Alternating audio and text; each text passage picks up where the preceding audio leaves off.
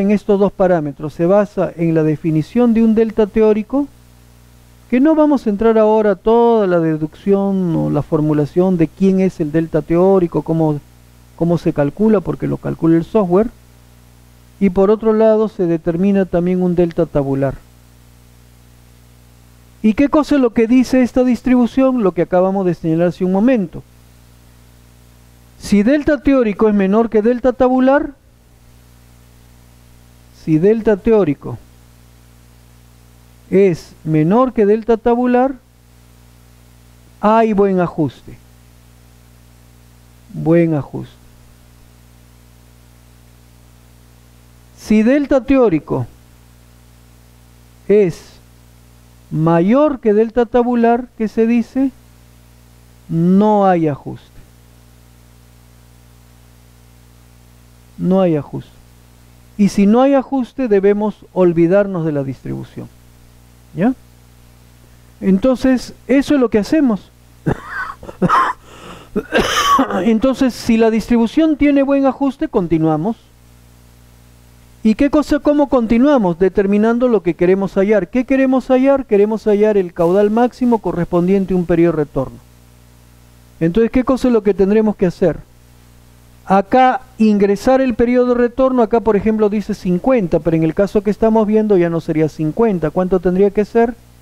Tendría que ser 500, por ejemplo, para el ejemplo que estamos tratando.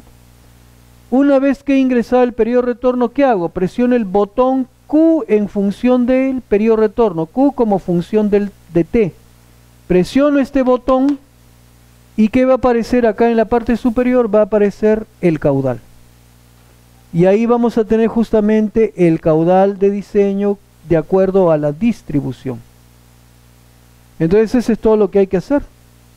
Una vez que hayamos cerrado el cálculo con la distribución, ¿qué haremos? Cerramos esta pantalla, volvemos a la anterior, elegimos otra distribución y repetimos el proceso.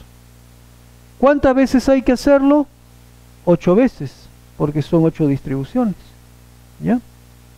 Entonces, bueno, eso es todo lo que corresponde al manejo del hidroesta. Más bien lo que podríamos indicar es qué resultados se obtienen con el hidroesta. Entonces vamos a salirnos de acá. Vamos materiales por semana de clase.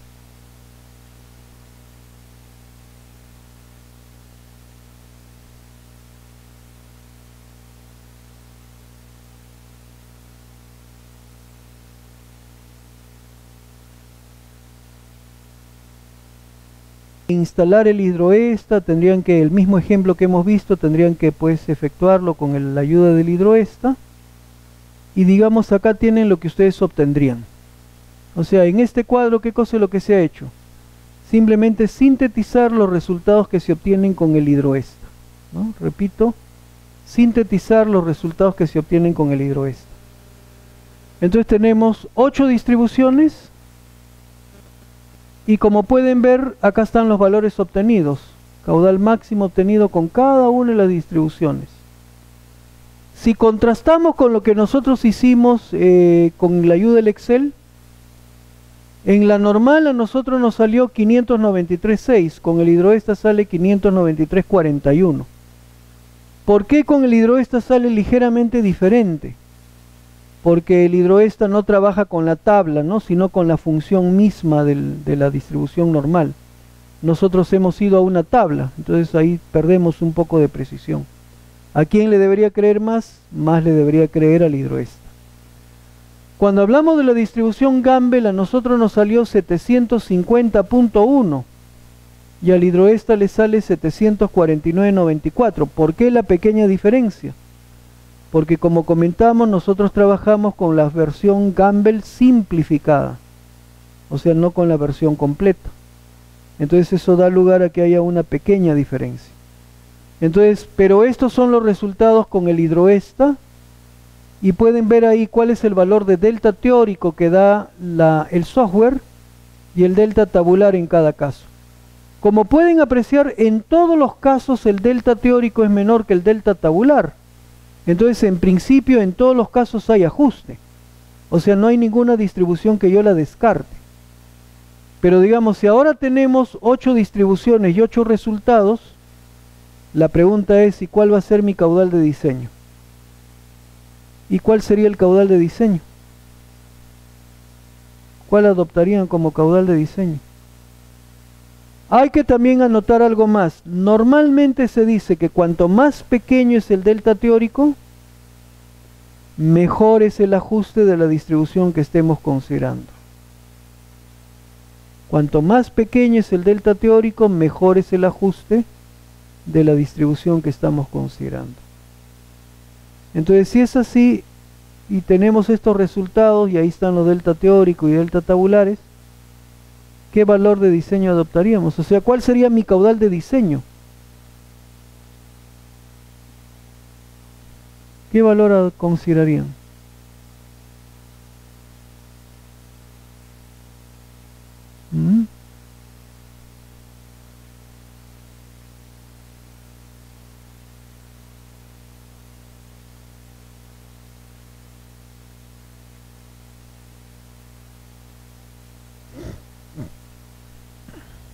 ¿Qué diríamos?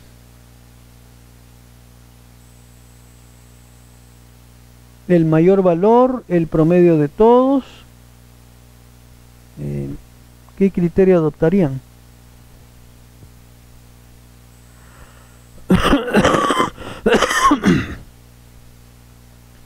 Podría decir, tomo el mayor valor, 1012.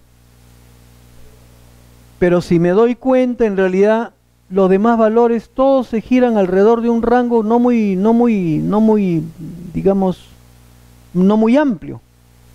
720, 640, 720, 840, 740. Este es un valor medio disparado. Entonces, siendo un valor medio disparado, más bien lo que probablemente diría es, ¿sabes qué? Ese valor mejor lo dejo de lado, ¿no? Más aún que si vemos el delta teórico es 0.083. Y hay otras distribuciones que tienen un delta teórico menor. De hecho, hay distribuciones que tienen un delta teórico de 0.56, 0.69, 0.64 y 0.72. O sea, hay 4 distribuciones que tienen mejor ajuste que esta. Entonces, aparte de que hay 4 distribuciones que tienen mejor ajuste, digamos, me está dando un valor medio disparado.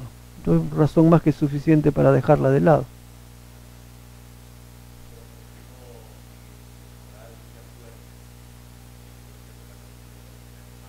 Sí.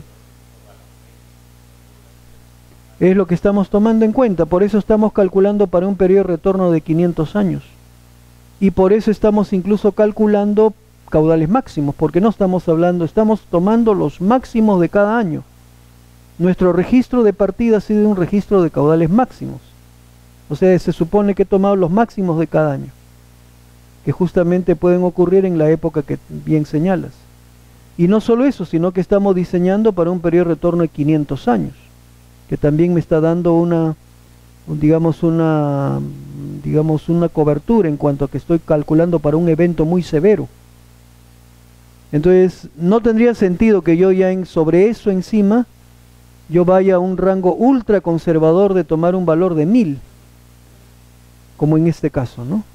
Más aún cuando las demás distribuciones me están diciendo, ¿sabes qué? No estás en el orden de 1000. ¿No? Entonces, ¿cuál es el valor que finalmente adoptaría?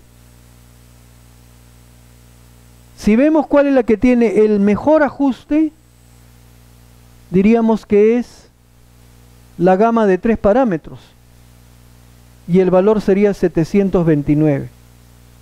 Pero ¿será ese valor de diseño el que adoptemos?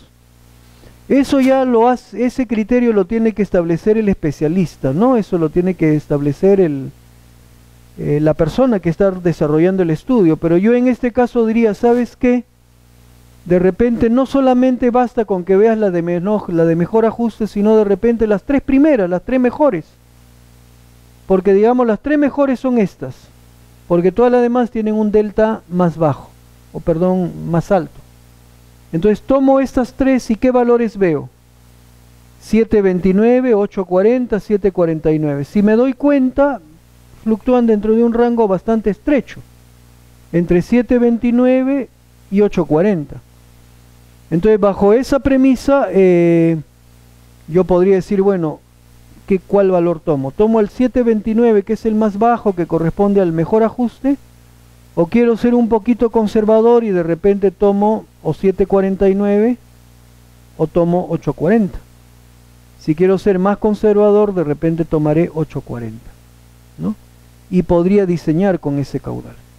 Entonces todo lo que ya yo vaya a hacer de aquí en adelante estará basado en ese caudal de diseño que yo haya adoptado.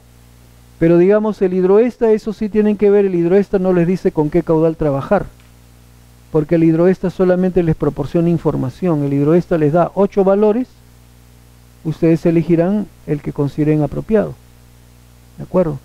Pero para eso ya tiene que haber el criterio del especialista, que tendrá que hacer un análisis crítico de los resultados y ver de establecer cuál es el valor de diseño, ¿no? Entonces, pues eso sería, ¿ya?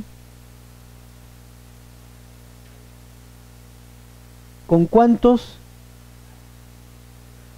Lo ideal, digamos, para cuando se va a trabajar en ríos con información, lo ideal es tener por lo menos unos 20 o 25 años de registro, para poder cubrir años secos, años húmedos, años medios, y tener información que estadísticamente sea valedera, sea suficiente, ¿no?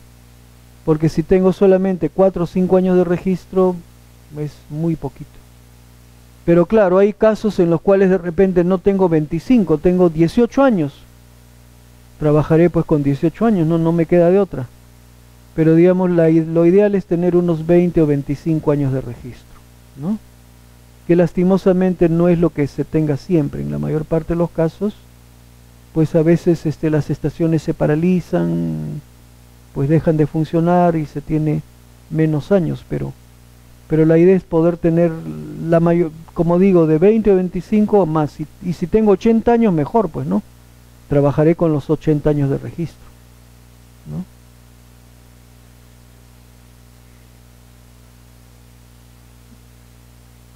Esto es otra cosa, esto lo que me va a decir es el resultado de haber procesado los N años de registros que yo tenga.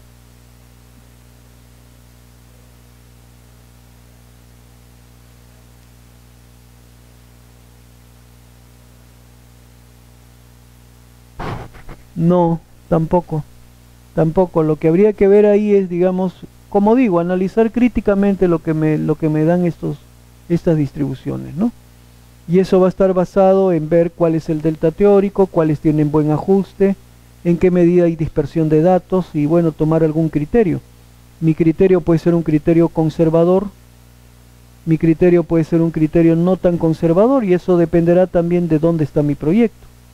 Si yo voy a proyectar algo, como en algún momento se hizo cálculos, por ejemplo, para el proyecto de línea amarilla, saben ustedes, es la vía que pasa por debajo del río, ¿no? Porque ustedes no se dan cuenta cuando circulan por ahí, pero todo el túnel de línea amarilla está por debajo del río Rímac, o sea, el río Rímac está circulando por encima. En todo el recorrido, el río Rímac está circulando por encima del túnel. Entonces, en ese caso, por ejemplo, claro, yo no puedo permitir de que el río socave y exponga la sección del túnel y que afecte al túnel. Entonces ahí, por ejemplo, el criterio tiene que haber sido muy conservador, justamente para, digamos, evitar la posible falla o el posible daño de una obra muy sensible, como es esta, ¿no? Pero si más bien estoy analizando una quebrada que esté por ahí en algún lugar perdido en la zona de la Puna, y donde de repente no hay ni personas, no hay comunidades, no hay nada, no va a haber mayor daño, no tendría por qué ser tan conservador. Entonces mucho dependerá de dónde es mi proyecto, de cuál es el impacto de tomar un criterio conservador o no tan conservador, ¿no? Entonces eso es lo que habría que ver. Ahora, esto de cualquier manera, ¿qué cosa es lo que nos está dando? El caudal con el cual yo debo de diseñar, ¿no? Y normalmente luego de esto, ¿qué cosa es lo que viene? Una vez que tengo el caudal de diseño, lo que deberíamos de efectuar es un modelamiento hidráulico. ¿Y el modelamiento hidráulico por dónde pasa? el modelamiento hidráulico pasa primero por determinar la rugosidad del cauce, para lo cual normalmente se hace uso de una fórmula que es la fórmula de Cowan, como la tienen acá en la pantalla, que depende de varias variables que, bueno, ya por cuestión de tiempo no vamos a entrar a desarrollarlo, ¿no? Pero que tiene que ver con el tipo de material, con el grado de irregularidad del cauce, con los cambios que ocurren en la sección transversal del cauce, con la presencia de posibles obstrucciones en el río, con la presencia de vegetación en el cauce del río y con la existencia posible de meandros. Entonces todo eso se toma en cuenta para determinar el N, el coeficiente N de Manning, con el cual yo voy a hacer el modelamiento del río. Ahora, ¿cómo determinar N0, N1, N2, N3, N4, N5? Hay tablas, ¿no? Por ejemplo, acá tienen una tabla que justamente permite encontrar uno de los cauces. ¿Para qué establezco la rugosidad del cauce? Para luego poder efectuar un modelamiento hidráulico. Y el modelamiento hidráulico, ¿cómo tiene que efectuarse? Pues tiene que efectuarse con un software. ¿Qué software? Normalmente se utiliza el GECRAS. Entonces el GECRAS nos permitirá tener, por ejemplo, como se puede ver acá, cuál es, digamos, el desarrollo en cierta perspectiva del cauce de descarga del río, de la quebrada. Eso nos permitirá bien analizar en el perfil longitudinal cómo va a ser el flujo, y podrán ver ahí si el flujo es supercrítico, subcrítico, cómo es el flujo a lo largo del recorrido, ¿no? Por ejemplo, acá ustedes pueden ver la línea negra nos da el lecho del río, la línea azul nos da la superficie libre, esta de acá. Esta línea intermedia, que por momentos se encuentra por encima, por momentos por debajo de la línea azul, nos habla del tirante crítico. Y la línea superior nos está hablando de la línea de energía, Entonces con esto podremos ver en qué tramos el flujo es supercrítico, dónde es subcrítico, dónde es supercrítico, dónde nuevamente es subcrítico, dónde otra vez es supercrítico, de repente por acá es crítico, y así sucesivamente. O sea, podríamos ver, por ejemplo, que se trata de un flujo mixto en el río.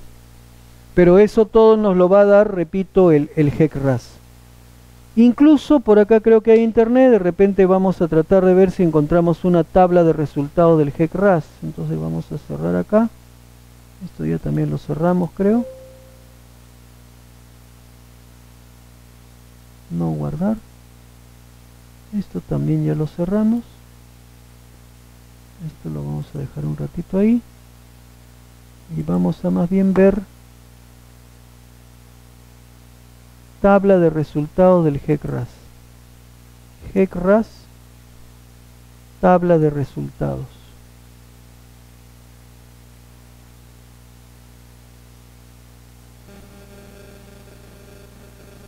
¿No?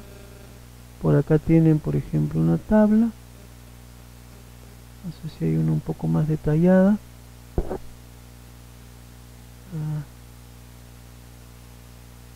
Acá está, este de acá, ¿no? Abrir imagen en una pestaña nueva. Ahí lo tiene.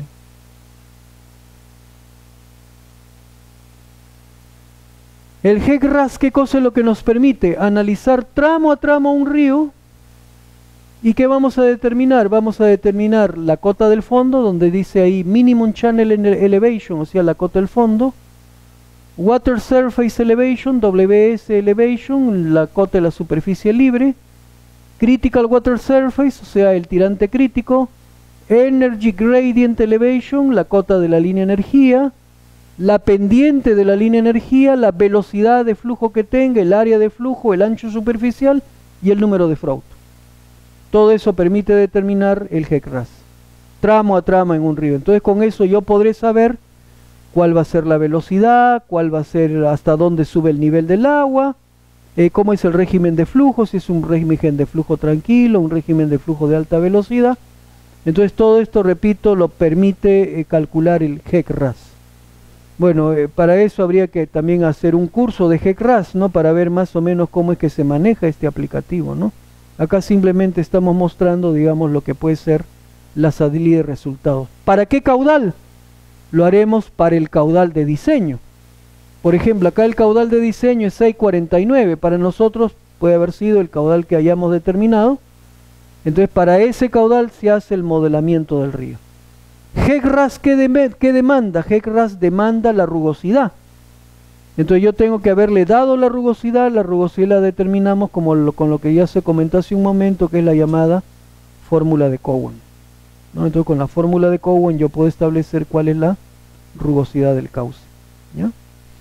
Entonces bueno, con eso de alguna manera podríamos decir de que hemos barrido una primera parte, que es cómo estimo yo caudales para un periodo de retorno, habida cuenta de que yo tenga información, ¿no? Habida cuenta de que yo tenga información, o sea, tengo un registro histórico, y por otro lado, digamos, manejando el hidroesta, ver cómo determinar el caudal de diseño, y con ese caudal de diseño hacer el modelamiento hidráulico correspondiente. Entonces más bien ahora vamos a pasar al otro escenario, y el otro escenario es que más bien no tenga registro histórico de caudales, ¿no? O sea, que esté hablando de una cuenca sin información, ¿no? Que esté hablando de una cuenca sin información. Entonces eso vamos a verlo más bien considerando otra presentación. Vamos a verlo por acá.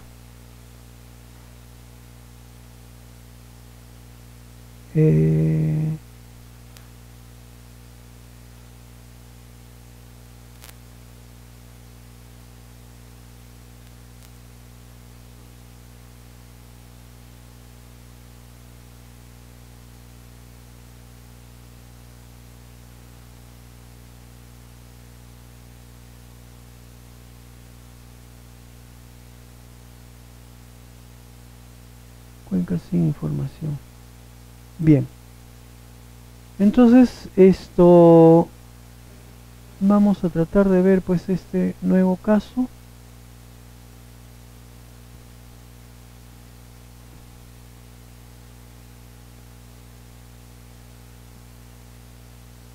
Para lo cual podríamos de repente tomar como referencia esta presentación que dice estimación de caudales en cuencas sin información, ¿no?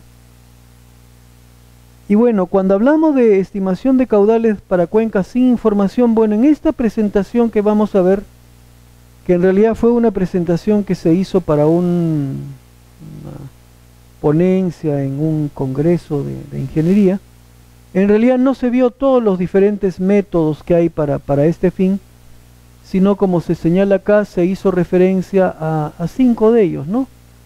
La fórmula racional, el método de Krieger, el método del hidrograma triangular del Soil Conservation Service, el método del ILA y el método del sistema DIPEO. Pero en rigor podríamos decir que hay varios métodos más, ¿no? Y de repente vale la pena hacer un listado de cuáles son los métodos con los cuales se puede trabajar cuando hablamos de un río sin registro de caudales máximos.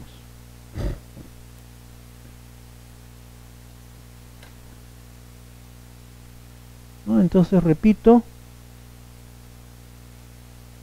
hablamos ahora de un río ya no con, sino sin registro de caudales máximos. Entonces acá la historia va a ser más larga y parte de la historia no la vamos a poder contar, más que nada ya por tema de tiempo. Pero digamos, para este caso normalmente, ¿qué cosa es lo que yo requiero? Requiero contar con un registro de precipitaciones máximas en 24 horas. O sea, parto de datos de precipitación. Entonces lo primero es contar con un registro de precipitaciones máximas en 24 horas. Con eso, ¿qué haremos? Calcularemos la precipitación máxima en 24 horas de diseño. O sea que podríamos decir está asociada a un periodo de retorno T. Entonces podríamos decir, calculamos la precipitación máxima en 24 horas para un periodo de retorno T, o sea, esa será la precipitación máxima de diseño. Una vez que hemos hecho esto, lo que tendremos que aplicar será hacer uso de las llamadas curvas IDF curvas I de F, a efecto de determinar ¿qué cosa? El hietograma de la tormenta,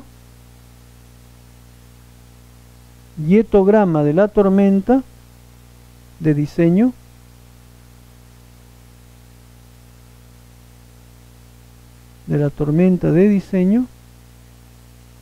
y la intensidad de lluvia, pues no, y la intensidad de lluvia, y de diseño.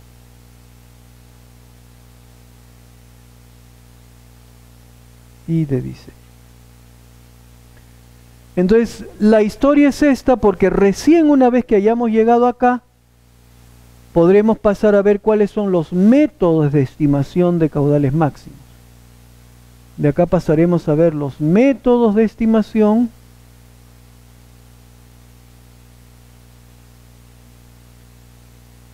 de caudales máximos.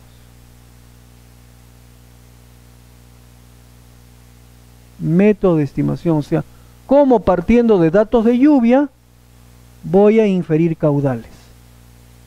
Entonces, acá hay una historia relativamente larga, pero que esto ya nos lleva un poco a temas de hidrología. Entonces, en verdad, digamos, acá en el módulo que estamos cubriendo el día de hoy, no lo vamos a ver, porque digamos, esto ya nos consumiría buena parte de las horas disponibles, y ya no se podría ver los temas pues de alcantarillas y los temas de cunetas y todos estos temas. Entonces, digamos, eso lo vamos a tener que dejar ahí. Pero digamos, esta es la parte previa, y es una parte que normalmente está en cualquier libro de hidrología. Como con un registro de precipitaciones máximas de 24 horas, calculo primero la de diseño, que lo haré al igual que lo hice en el caso de los caudales, pero luego cómo puedo construir mis curvas I de F, cómo determino mi hietograma de la tormenta de diseño, y al final de cuentas cuál es la intensidad de la lluvia de diseño. Entonces, esa historia, por ejemplo, no la vamos a ver, sino que vamos a centrarnos sobre todo ya en los métodos mismos de estimación de caudales. ¿Cuáles son esos métodos? Y en realidad, si bien en esta presentación se hace referencia como a 5, podríamos decir que hay el doble o más del doble, ¿no? Porque ¿qué métodos podemos tener? Podemos hablar de la fórmula racional, normalmente para cuencas pequeñas,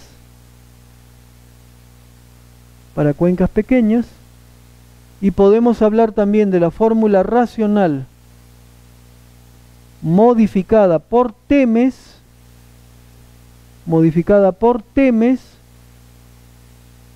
para cuencas en general, o sea, ya no solamente cuencas pequeñas, cuencas en general. Luego de esto se podría hacer referencia a 3 métodos regionales, o sea, 3 métodos peruanos, que son métodos muy importantes. El método de Krieger,